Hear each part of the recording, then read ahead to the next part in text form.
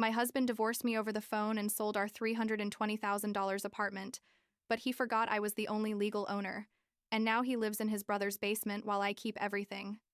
I'm 34 years old. I work in marketing for a tech company, and 6 months ago, my life exploded in the most surreal way possible while I was in a hotel 500 miles from home. I was in Chicago at a 3-day conference, one of those boring conventions with bad coffee and endless presentations about engagement metrics, when my phone rang and it was Steven, my husband of 7 years. I thought he was calling to ask how everything was going or to tell me he missed my enchiladas or something like that. But no, the thing was completely different. I answered all happy, like, "Hey honey, what's up?" And he just blurted out without preamble that he wanted a divorce and that he had already sold our apartment, just like that, as if he was ordering pizza. I literally froze in the middle of the hotel lobby with my coffee in hand and people passing around me, trying to process what I had just heard. I guess I should back up a little so this makes sense. Stephen and I met 9 years ago at a mutual friend's birthday party. One of those awkward parties where you don't know anyone and you end up glued to the drinks table. He was an accountant.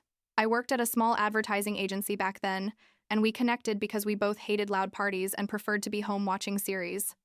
We got married 2 years later in a small ceremony, nothing extravagant, just close family and some friends in a pretty garden on the outskirts of the city. We bought the apartment together 5 years ago, an incredible place in a 50s building they completely renovated. 2 bedrooms, balcony with a view of the city, wood floors that creaked in certain places, modern kitchen that I designed myself because I love to cook. We paid $280,000 for it, and believe me, it took a ton of sacrifices, like no vacations for 2 years, no expensive restaurants, no luxuries. The thing is, our relationship was good. Or so I thought. We weren't one of those couples that posts mushy photos on social media all the time, or anything like that, but we got along well, laughed together, had our routines. On weekends, he played golf with his friends, and I went out with Jennifer, my best friend since college, or I stayed reading on the balcony with a glass of wine. Looking back, I guess there were signs I didn't want to see or that I just ignored because it was more comfortable. Like in the last year, Steven started working late, like he'd get home at 10 or 11 at night saying he had pending audits or reports to finish. Or that he suddenly started going to the gym super often, out of nowhere, him who had never been into exercise. He bought new clothes, started using a different cologne, all those obvious things you see in movies, but that in real life your brain justifies with silly excuses. So I'm in Chicago, in that lobby. And Steven tells me on the phone that he's been seeing someone else for 8 months. A woman named Kimberly who works at his same accounting firm, and that they're in love and that she's his soulmate, and all that cliche garbage that people say when they're justifying an affair. He told me he needed to move on with his life, that our thing wasn't working anymore, that he had realized we were never really compatible. A bunch of stock phrases that sounded like he had rehearsed them in front of the mirror. And then came the bomb. That he had sold the apartment for $320,000 to an investor he knew, that the deal was already closed, that the money would be in the account in a week, and that my part was going to be deposited in my account, but that he needed his full half for the down payment on a new house he was going to buy with Kimberly in a better neighborhood, in the suburbs, with a yard and everything. I was still standing there, mute, feeling how my whole body was getting hot and cold at the same time, with my heart beating in my ears. I asked him if he was serious, if he was really telling me all this over the phone while I was on a business trip, and he just said yes, that he had thought it was better to tell me now, so I could process it, and when I got back, we could talk calmly about the divorce details. Process it, as if he had told me he changed cereal brands. I hung up the phone. I don't remember if I said anything else or just cut the call, and I went straight to my room. I sat on the bed and started crying. Not in that pretty way you see in movies, but ugly, with snot and sobs and everything, feeling like someone had kicked me in the stomach. I called Jennifer and told her everything between hiccups, and she basically screamed through the phone, "What a son of a bitch. How dare he? She was going to kill him." All the things a good friend says when your world falls apart. After like an hour of crying and feeling sorry for myself, something clicked in my brain. I remembered something important, something that Steven had apparently forgotten or never really knew. Exactly a year and a half ago, we refinanced the apartment to take advantage of lower interest rates the banks were offering. You remember that thing that happened in 2023 when everyone was refinancing?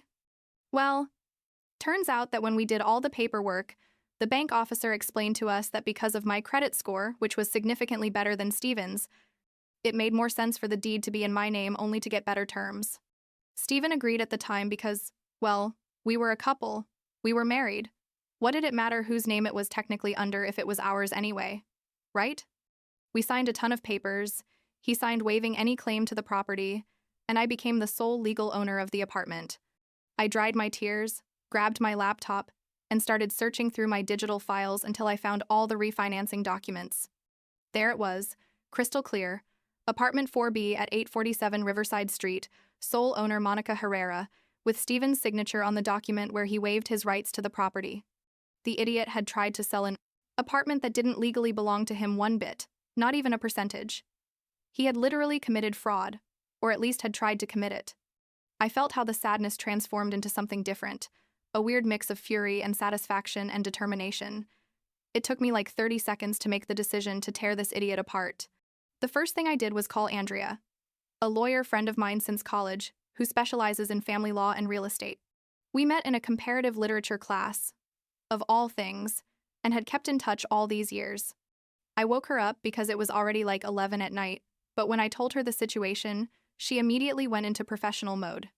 She told me to send her all the documents by email right then, that she was going to review them that night, and to rest easy, because Steven had gotten himself into a huge legal mess.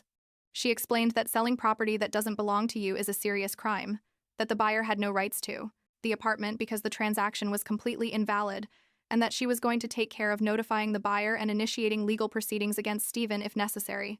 I didn't sleep at all that night. Literally nothing. I stayed awake reviewing documents, taking notes, thinking about everything. On one hand, I was devastated because my marriage had ended in the cruelest and most cowardly way possible, but on the other hand, there was this strange feeling of power, like I could finally take control of something. The next morning, I went to the conference but didn't pay attention to anything. I was just there physically while my mind wouldn't stop spinning.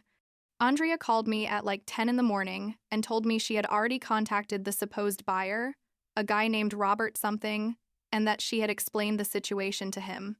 At first, the guy got aggressive, saying he had paid good money and that he had a signed contract, but when Andrea sent him a copy of the deeds and explained that Steven had no authority to sell the apartment, the guy shut up and said he was going to talk to his lawyers.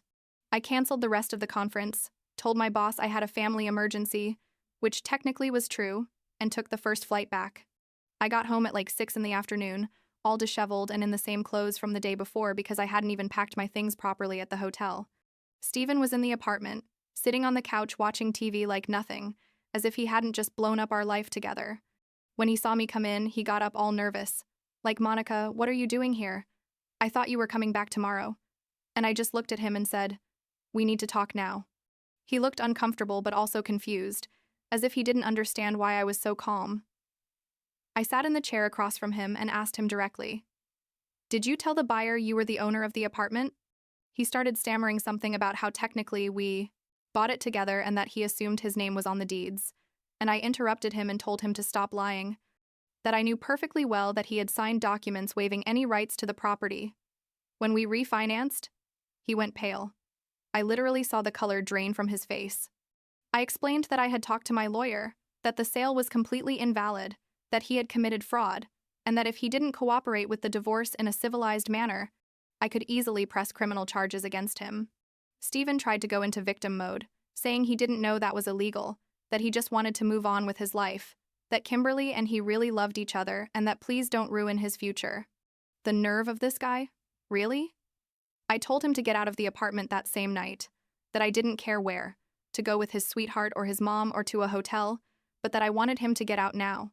He tried to negotiate, saying he needed time to find a place, that he had a right to be there, and I just laughed and told him no, that he had no rights because the apartment was legally mine and that if he didn't leave voluntarily, I was going to call the police and explain to them that a scammer was living in my property. But the thing didn't end there, because the next day, when I thought Steven was already gone forever, the doorbell rings at like 3 in the afternoon. I was in pajamas, still processing everything, eating ice cream straight from the container, which is my way of dealing with stress. And when I open the door, there's Steven, with a woman I assume is Kimberly. She was short, with platinum blonde dyed hair, very put together, like the type who wears heels even to go to the supermarket, and she looks me up and down with a mixture of curiosity and disdain. Steven says, "Monica, this is Kimberly. We wanted to come talk to you about the apartment." And I just stood there like, talk about what exactly? Kimberly starts talking with this all sweet and condescending voice, saying she understands this must be difficult for me, but that Steven and she really need the money from the apartment for their new life together. That she already left her own apartment thinking they were going to move here, and that if I could be reasonable and cooperate with the sale, they would be willing to give me a little more of my share as a gesture of goodwill. I looked at her directly and asked, "Did Steven tell you that the apartment is legally in my name and only my name?" She went quiet, looking at Steven with confusion, and he started turning red, mumbling something about it being a technical detail and that obviously they were going to fix it. I explained to Kimberly, as calmly as possible, that Steven had tried to sell an apartment that didn't belong to him, that he had committed fraud, and that the sale he had promised her was never going to happen. I showed her on my phone a photo of the deeds, bringing it close to her face so she could clearly read my name as sole owner. I saw how her expression changed from confusion to anger to horror in a matter of seconds. She turned to Steven and yelled at him, "You told me it was both of yours. You told me you were going to give me half the money so we could buy the house in Meadowbrook. You made me leave my apartment based on your lies." Steven tried to touch her arm, but she swatted it away, basically hysterical at this point. Kimberly looked at me and said, almost crying, "I didn't know any of this. He told me everything was arranged, that the divorce was going to be quick and easy, that you agreed with everything." I told her that clearly Steven was very good at lying, that he had probably been lying to her as much as he had lied to me, and that if I were her, I'd run as far away as possible from this guy.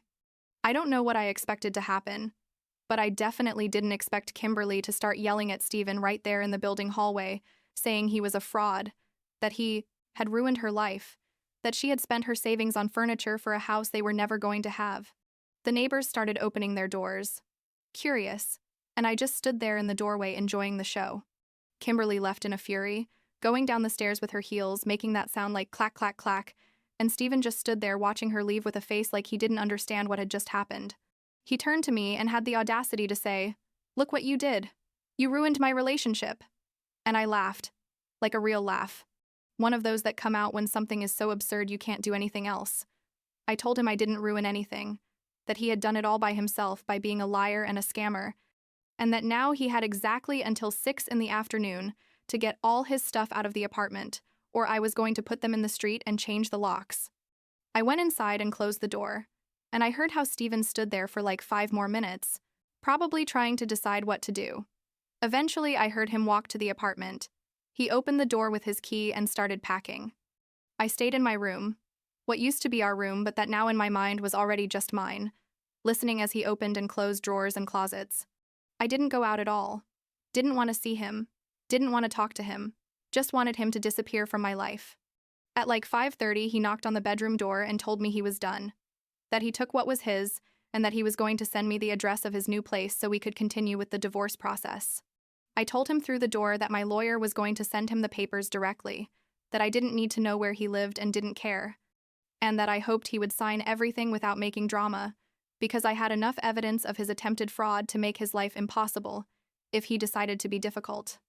I heard him sigh, mumbling something I couldn't understand, and then the sound of his footsteps walking away and the front door closing.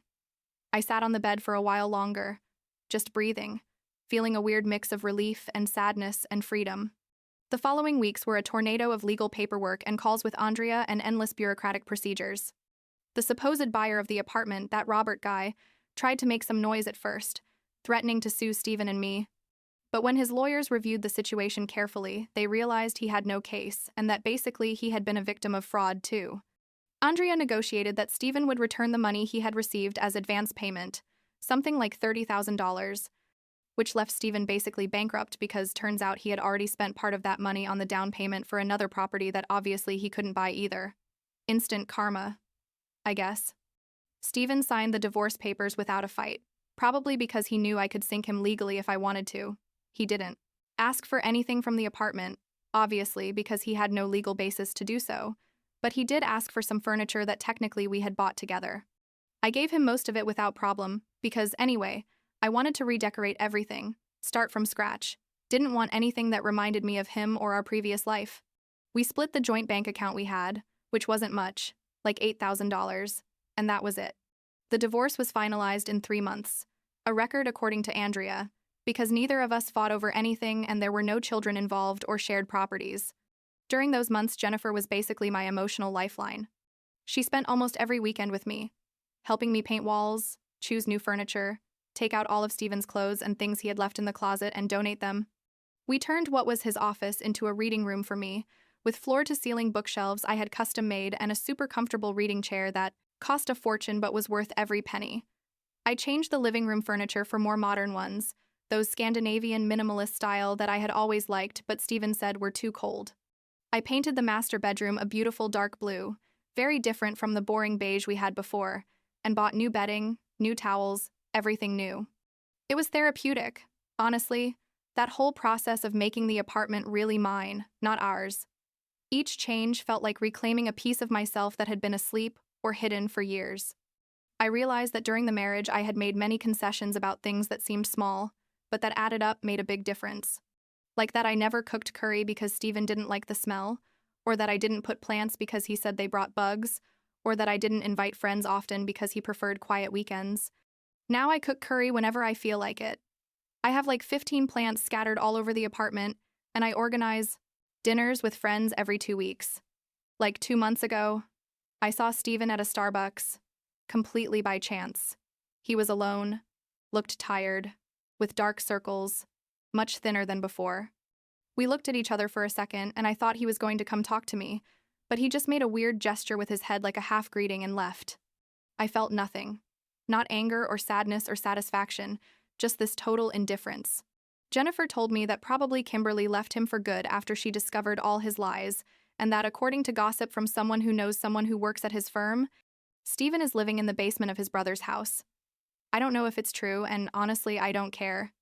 My life now is completely different, and not in the dramatic sense that everything is perfect or that I found true love or anything cheesy like that.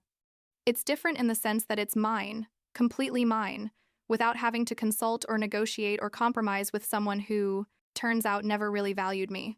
I'm still working in marketing. In fact, they promoted me a month ago to content director, something I probably wouldn't have pursued before because it requires more travel, and Steven always complained when I wasn't home. Now I travel when I want, accept projects that interest me, and don't have to explain myself to anyone. The apartment feels different now, brighter somehow, even though technically it's the same physical space. Andrea says what happened was a blessing in disguise, that Steven basically handed me my freedom and my property on a silver platter by being so stupid with his fraud attempt. She's right, I guess. If he had handled the divorce normally, I probably would have had to sell the apartment and split the profits with him, or buy out his share, or some complicated negotiation that would have taken years. Instead, because of his own greed and stupidity, I ended up keeping everything legally, without him being able to do anything about it. Last week, I had a dinner here with Jennifer and Andrea and other friends, like 8 people total, food I cooked and wine we bought together. We were on the balcony looking at the city, laughing and telling stories, and Jennifer raised her glass and said, "A toast to Monica and her incredible apartment that is 100% hers." Everyone toasted, and I stood there thinking about the whole journey from that phone call in Chicago to this moment. And I felt grateful. Not for what happened because it was horrible, but for how things turned out in the end. Sometimes the worst betrayals end up being the best liberations, I guess. And now every time I enter this apartment, close the door behind me, and think, this is mine. Only mine, and no one can take it from me.